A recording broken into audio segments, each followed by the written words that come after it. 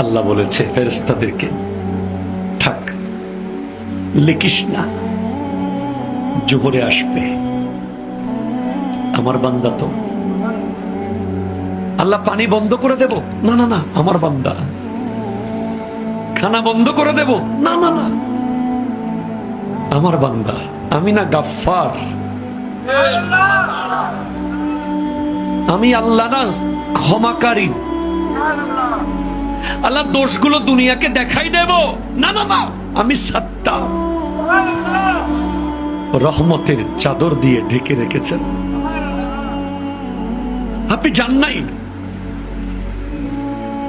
আপনাকে হাইয়া আলাস সালাহ বলার পর আবার হাইয়া আলাল ফালাহ বলেছে। হাইয়া আলাস সালাহ বললে হতো, ফালাহ কেন বলল? আরে তোর লাভের জন্য আয়।